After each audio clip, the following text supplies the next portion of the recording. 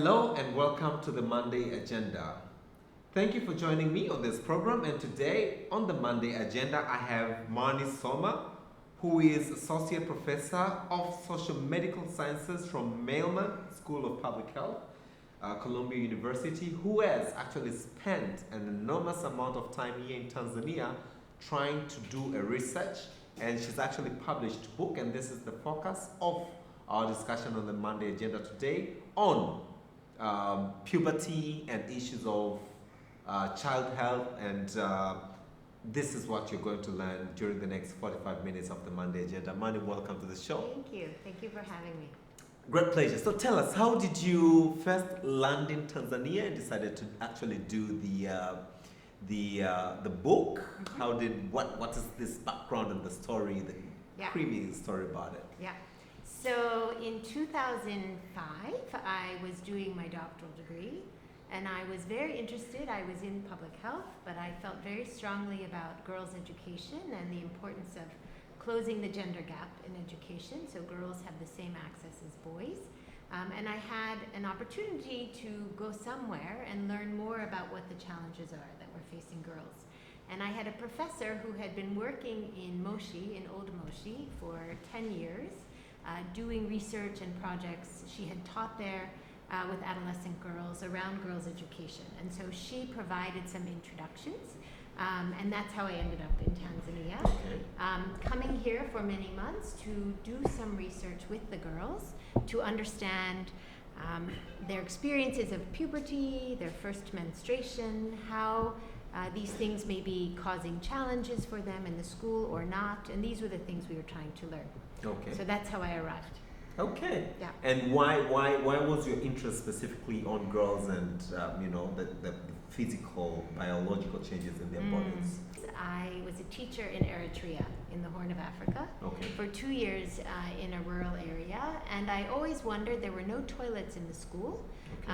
and the girls would be dropping around puberty. Okay. When their bodies started to change, and people sort of assumed they're getting married, there's reasons they're leaving the school. So then many years later, in 2004, 2005, when I decided to get a doctoral degree, I was thinking about those girls and I had at this point started to read about girls' education. We know that girls are leaving the school early, they're missing because of school fees, or they have to do chores at home, or maybe the parents want the boys to go. There are many reasons we know that girls were not in school as much as boys. And every once in a while I would see mention in a report about puberty or toilets. But when I would try to find the actual research, what is it about puberty, what is it about toilets, there was very little written.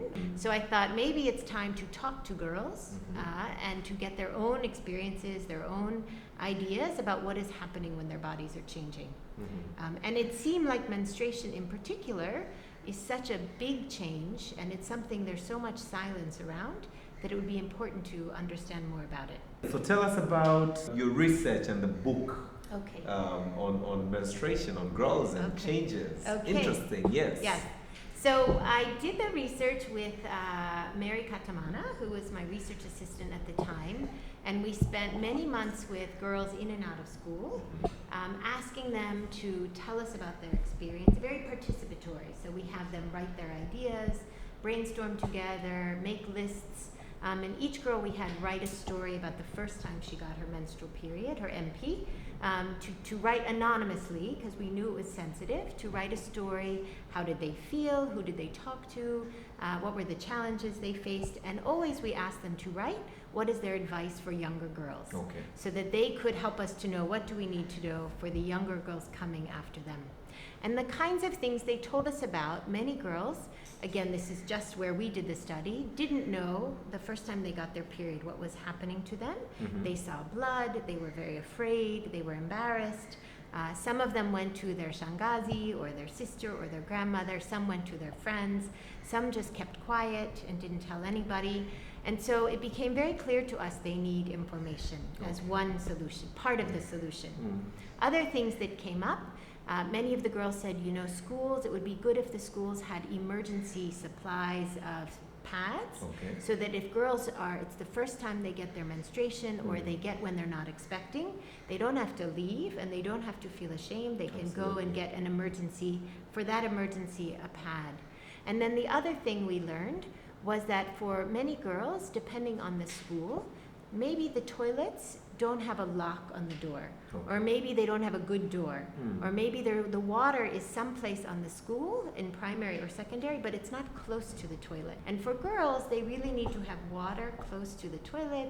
They need a place to put the pad, and so on. So these were the different kinds of things we learned. And we really wanted a book that would be the stories told by the adolescent Tanzanian girls, the older girls, 15, 16, 17, to the younger girls. So originally the idea is the book will just be girls' stories about their menstrual periods, and that will be enough. And then we came to realize the stories are very powerful because it's like their older sisters are telling them, but the stories are not enough because they have so many questions, things that they need to learn, what is normal, what is not normal, what is the biology. They learn in biology class, but things like how do you manage, how do you keep clean, who do you go ask for advice? So how often do you expect to get your menstrual period? So we decided that a book, because many girls I think want to learn privately, maybe they'll have questions, but if you have a book, you can read to yourself, and then if you have questions, you can find a parent or a teacher or someone to ask. So we decided the book should have basic guidance, which we adapted from the curriculum, sort of about what it's for 10 to 14-year-olds. So the first 10 to 14. 10 to 14 is the target. So they have basic guidance: what is a period, what is puberty, what are the body changes for that age group, how to manage your period, and then that it's normal if sometimes you feel different emotions during this time, that it's good to take care of yourself. Then we also have stories that the girls wrote directly in the book. We have true, false, and then we have a calendar to teach them how to track, when to expect, and so on. It's all in that tiny all in this little book, and it's all in this little book. And it's interesting. I've now done projects in so many countries about menstruation and puberty, and what is common, including the U.S., where I'm from, to Tanzania, to Cambodia, to Ethiopia, to Pakistan, everywhere we've gone, parents are not comfortable. They're not so comfortable talking about this issue in any country in the world. So even though here, maybe traditionally it was shangazis or grandmothers or sisters, people are becoming, now as more and more parents have to do this. And so I think everyone likes the idea, if you give this book to a girl, and it's more comfortable, it opens the communication between the girl and her parent, or the girl and her teacher. And it opens that chance to then feel more comfortable to talk about things. So that's, we did this book. It's interesting, but has the focus only been on girls? Because even men undergo changes at some time, at certain age. We had done this book, and I had very good guidance from Dr. Stella Bendera and Proscovia Mujumba and others who were in the Ministry of Education giving me good advice. And Dr. Bendera said to me a few years after we had done this book, she said, you know, Marnie, what about the boys? You know, one, the boys, nobody talks to boys. They have so many changes and pressures. And also, the boys, they disturb the girls sometimes. So maybe they also need some information. So I said, okay, let's try to find some funding and do a research with the boys. So that was our next project. And I did this project with colleagues at Muhimbili University, Dr. Sylvia Kaya and others. So we did a research with adolescent boys. This time, so for the girls' book, we were exploring puberty and body changes, menstruation. For the boys, you know, their experiences are different. So we were exploring puberty, all the different body changes that for 10 to 14 as well that they experience. But we also were asking them about peer pressures they feel and experiences of violence that they see, or they feel they have to participate as a man, and so on. So we really, when I started to look into the research for this book, every Tanzanian I talked to said you have to look at peer pressure. It's so different for the boys. They are always with each other. The girls, maybe they're home, they're doing things with the families, but the boys are with each other and they have so many pressures. So we found that was very true. And so the boys' book, which we did when we finished the research, Kuakijana, is to go sort of with the girls' book. So the boys don't feel left out.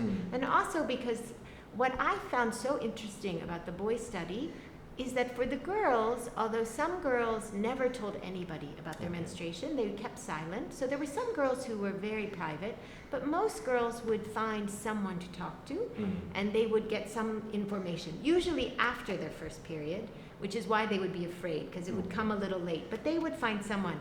For the boys, there was a real silence, unless their father was a healthcare worker or was particularly comfortable.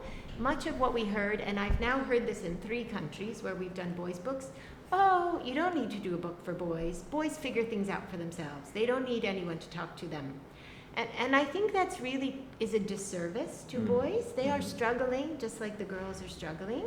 They don't know what's happening to their bodies. And then they're told, oh, if you're a real man, you don't ask questions, you just manage, and so on. And they really have so many pressures on them, from their friends to drink, to smoke, to have sex, and so on. So I think this was great to do, and we distributed both books at different when we finished, and we had very good positive responses. How has the distribution been so far? Yeah. So this book was finished in 2010. This one, 2012. Okay. We've generally focused on schools. Back in 2010, after we had the approval from IMAC, the Ministry of Education at the time, a few 100,000 copies, were distributed. When this was finished, TAC-AIDS was very interested, I think because they were thinking about the pressures around sex and alcohol that boys are feeling, and thought it's important for this book to go out, and the idea was to go through schools. Okay. So I think the best solution, as you said, 10 to 14 is difficult to reach. Maybe 15, 16, 17-year-olds are in youth centers or they're in other places, but the young ones, the best place I think to find them is schools. Okay. One of the things we are trying to find out, though, is are there other ways to reach them? So, for example, maybe some kids leave the school and maybe they reach puberty late, or they're in a school, but it's difficult. In my dream world, this book goes to every Standard 5 child across Tanzania every year, with the idea that as they're reaching the puberty, they have these books to inform them. But that's expensive, and that's a lot of books across Tanzania. So we're trying to think, are there other ways? If the book is available for mobile download, could parents download on their phone, and would they give their phone to the child? If it's in the bookstores, we have a new agreement with Elite Bookshop. The book in their bookstores, they will be available, but only some people are going to the bookstores. We would want every young person to actually be able to, see this, know about this. For me, I'm looking at this book as actually a tool to open up discussion. I've read about this. Can you tell me more about this? When should I expect this? They could now, as you mentioned earlier, Shangazi, Mama, Dada. They could ask all sorts of questions. I've read about this. This is going to happen to me. When should I expect this? So it could be, like a tool or a window or a platform whereby I could start up the discussion, which it's most unfortunate that most parents nowadays shy away from. Yeah. I think some of what we've heard is parents they feel shy. Maybe it wasn't traditionally their role to talk about it. They feel uncomfortable. I think sometimes they also worry, oh, what if they have questions I can't answer? Will I feel even more uncomfortable? And so I think one of the things we tried to do with the book is it has a lot of information. So if the parent wants to read it, they also can read it and have an idea of what it says. And it doesn't get complicated. There's no hard questions in here. It's just very basic information to, as you said, start the conversation, make the young people feel more confident, more knowledgeable about the changes, less afraid. And also, I think, it opens that idea that they will be able to talk to a parent. One of the things you're reminding me that I found interesting with the boys' book, when we were in each book, there's a page where we advise the children to go see their elders. For example, if they have a question, or if a girl has a very heavy MP, or if the boy is struggling, they should seek their fathers, their mothers, the healthcare worker, an elder who they respect, somebody who can answer their questions. One of the things we weren't sure about in Tanzania, and I still don't really know the answer, Yeah. I think that the older women are used to being asked questions. Okay. I was less sure how the fathers would feel if suddenly boys start to ask them questions. Fathers start to get asked, can you talk to me about my body or my changes? I don't know how fathers in many countries would react to that question. I think one of the challenges to that is the fact that, we have for ages tend to, leave the responsibility of children rearing with the mothers. Yeah. So we tend to drift apart from, our children, and that's why we create the gap so the children cannot find that comfort. I really wish to advocate for that book as a gateway to start discussions, which is normally how do I start, how do I discuss, so as a discussion point, as a starting point. No, I think that's a great point. And one of the things we do with this book is when we finished both drafts, we tested it, we field tested it with 11, 12-year-old girls, with teachers, with parents, with the government, everyone we would show the draft to, so that we're sure that parents, teachers, everyone is comfortable. Okay. These books don't talk about sex, they don't talk about HIV, they're really just for the young ones, like to open the door. Okay. Of not so scary topics, not so sensitive, just to begin the first step. Okay. The other thing, and I don't know what will happen as we hopefully distribute more books, but we had a really nice experience in Kibaha on Monday. We were talking to some girls in a primary, near to a school, the girls who are primary level, and we were asking them their experience of had they seen these books, because we never gave the books to these girls. And 5 of the girls raised their hand that they had seen Vipindi vya Maisha. Okay. So we asked them, where did you see it? We never gave it to you. How did you see this book? And one of the girls raised her hand and she said, my friend at this other school had a copy, a girl in a secondary school, and I asked to borrow it. And then I passed it to my friends and we all were reading it. Okay. And that tells me many things. So one, that tells me they really want this information. Sometimes people say, oh, they're not going to read a book. Why are you doing a book? But that's never been my experience. My experience is the children really love these books. They answer their questions, they have stories, they have good pictures from Abdul Gugu is our wonderful illustrator, so they like the books. 2, it tells me they will read more because they're passing a book between them. Absolutely. If they're allowed to keep a book, they will pass it. And then the third thing it tells me is it's an opportunity for them to build support between each other. Okay. I think sometimes there's a lot of shyness around their body changes. And this creates something the girls or the boys together can share and can create, they become supporters for each other. Yeah. So I think there's all sorts of ways beyond just the basic information that maybe this is strengthening their experiences and empowering them and so on. And from the research that you did, and especially with the parents and the teachers, how was the response? We did the boys' research with Sylvia Kaya and, as I said, and others. And, I think parents, one of the things I like about doing research in different countries is how similar parents are all over the world. So in Tanzania, as well as other countries, what we found is the parents would always say, this is one of my favorite things because it's universal, oh, my child was so sweet and obedient, and then something happened. They reached puberty and they became stubborn and they went to their room or they went to the other, they didn't want to cooperate the same way. Not all children. But so many parents said the same thing. I didn't understand what was happening. And so there's this common experience of adolescence or as they become young adults and they're trying to be more independent. But most parents we found, there were many of us doing this, were very grateful. They had lots of good ideas, they had lots of information. Some of them, depending on where they were, explained how traditionally it wasn't their role to talk to the children, but because of urbanization and modernization and families moving, now they are expected to do that. And they need to find ways to be more comfortable. Or sometimes they would say, we're so busy as parents, we don't have a lot of time to spend with the children. We're running to get the jobs and the food, and so to have something we can give them is a nice solution. Okay. And some of the things that we've heard since we finished these books and they've been circulating is, for example, someone will say to me, oh, you know, I saw this book, I took it to my church, we have a parents group, we were passing the book around the parents group, reading it to understand our children, or each person took it home and had a chance to use it with their child.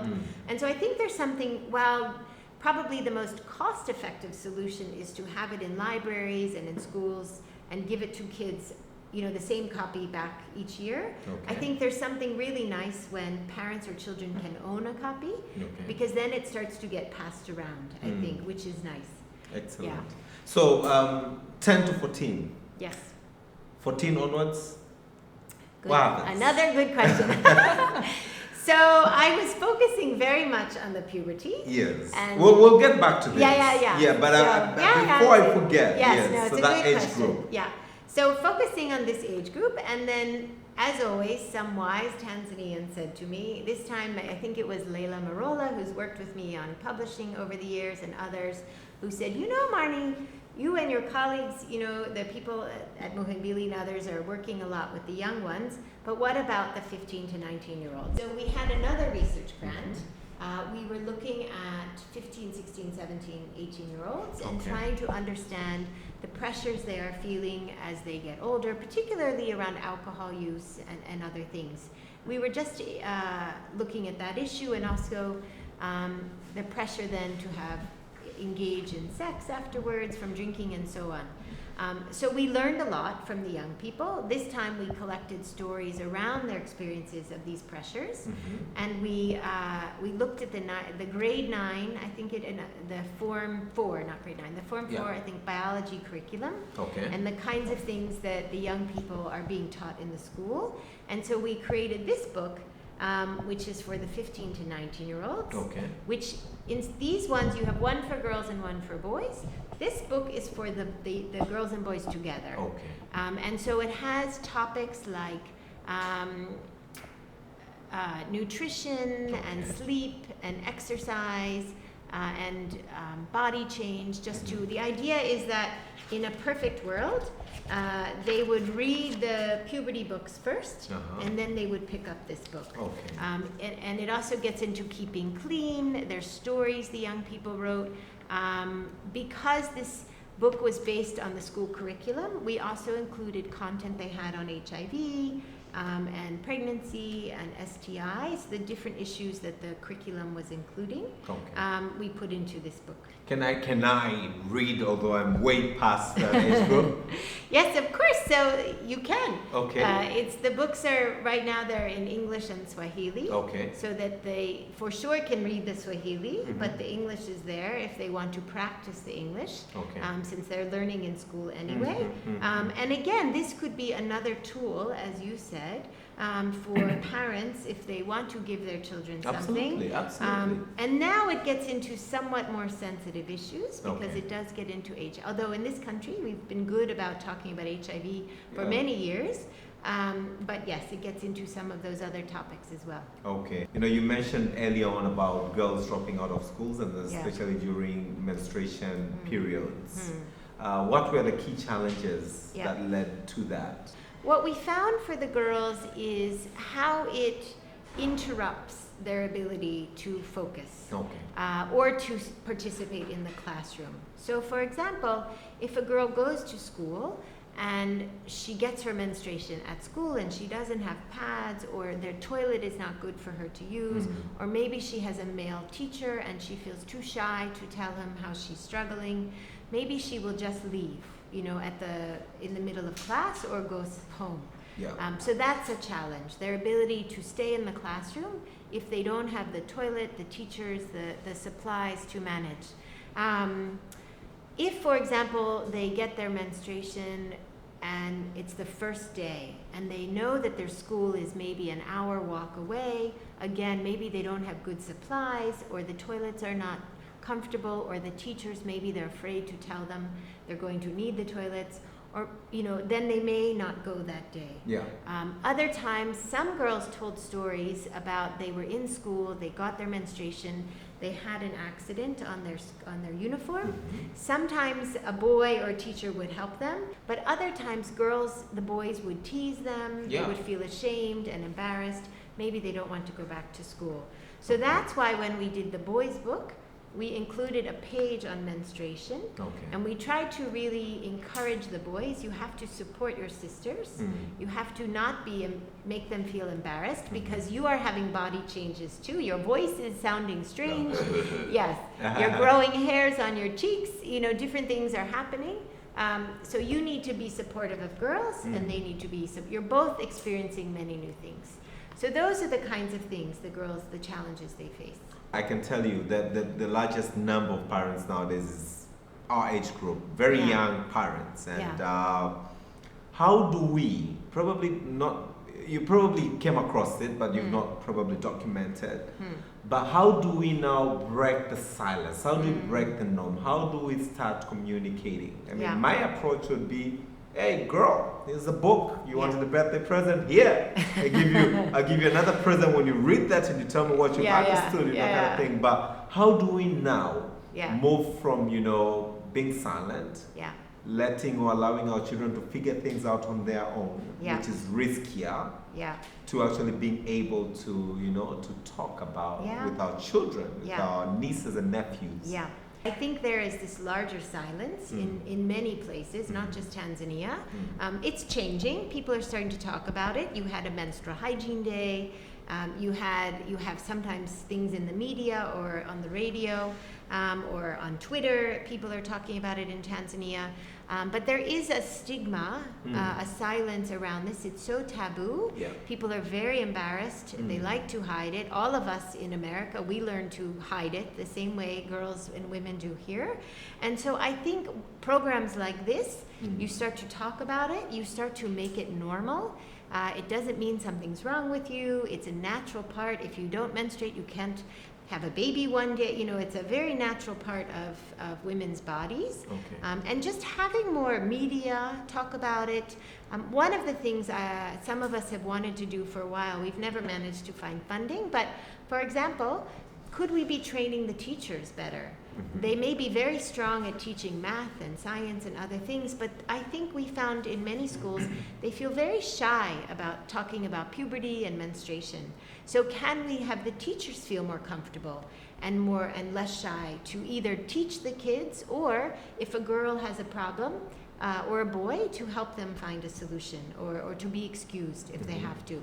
I think parents, for many years I was hoping, we didn't succeed, we were hoping to get funding to do like a guide for parents, so they would feel more confident. But I think even just media messages, newspaper stories.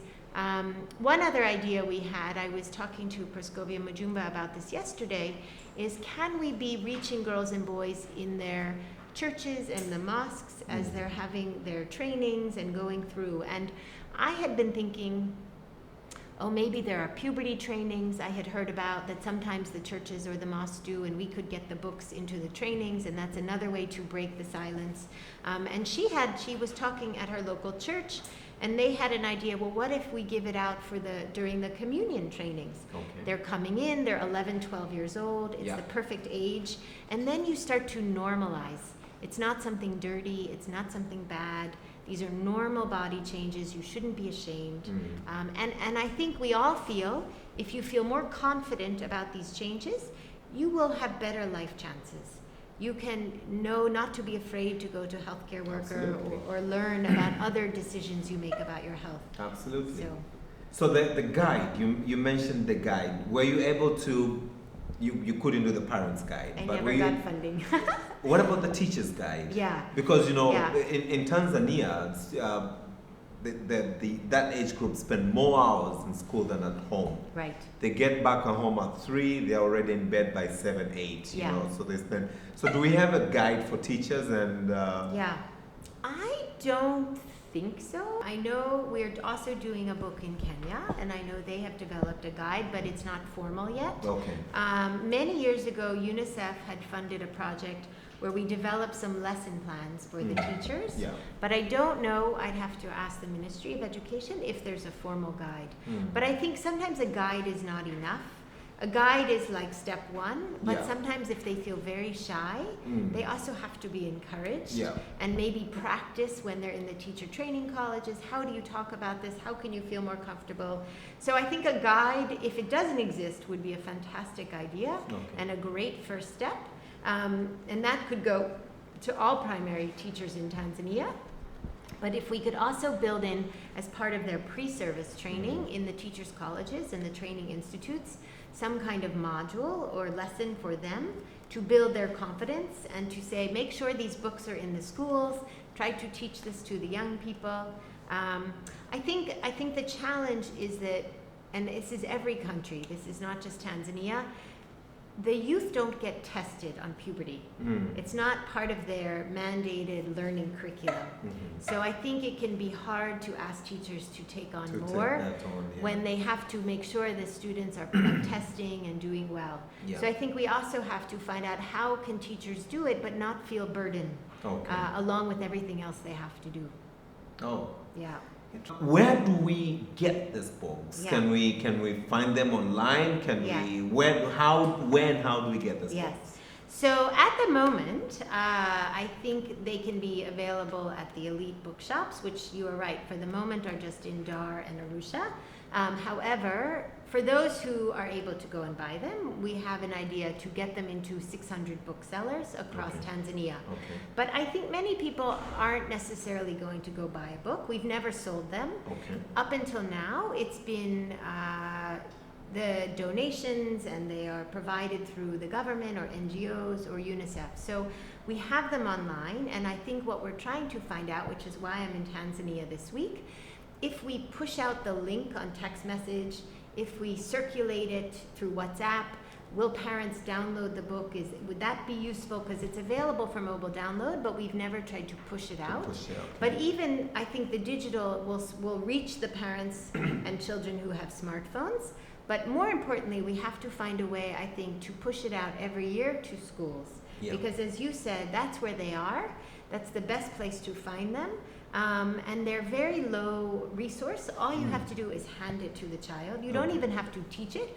It's designed for the child to read on their own and to learn on their own. And then if they have questions, they can ask. So we need to solve that. So for right now, they can go to the bookshops, they can contact me, but I hope we have a better solution in the coming months. Right now, you can get the PDF at the website www.growandknow.org. So www.growandknow.org. Grow and know. Know.org. Grow and know. On the publications page is the PDF for all 3 books. We are going to work with Elite Bookshop to put the file on their website. And I'm meeting with different people this week to see can we push out, for example, through telecom and other digital content. But we still, if they want to order the books, like if it's an NGO or a foundation or a donor or the government, then they just contact me or the Elite Bookshop, and they can place a big order. And the bigger the order, the cheaper the books. So we like big orders. But to download right now online is free. Yeah, it will always be free. Yeah, that's important to me. Excellent. Yeah. Your call. We are getting almost towards the end of the program. So what is it that you want our viewers, Tanzania at large, to to know not only about the book, but going forward, how do we support that this book reaches every young person as you dream, your dream world? To the dream of every standard 5 girl or boy getting this book, how do we do that? And that will be a solution found in Tanzania through mobilization or commitment to this is really critical for girls and boys growing up, not just now, but in the coming years. So my call would be to ask everyone to help us solve this because I think it's so very important. You were watching the Monday Agenda, and with me on the show was Makani, who is the Associate Professor of Social Medical Sciences from Mailman School of Public Health, Columbia University in the United States of America. And we are looking onto these interesting books that advocating now for every parent to make sure that your kids read and understand and, find a way to now break the norm. These books are talking about how they transform from one stage of life, childhood into adulthood, and the changes that they face in life, so that at least you have the knowledge as a parent, and they also know so that they can ask appropriate questions at appropriate time when they undergo these changes. Because if you do not do this now and they go on to wrong hands to asking right questions to a wrong person, and they may not actually be able to get those right answers, they may actually end up doing wrong practices. So please, let's support money and make sure that these books are in our schools, are in our houses, and our kids not just put them in the bookshelves, but actually they read, they understand, and they follow the good advices. She also rightly mentioned that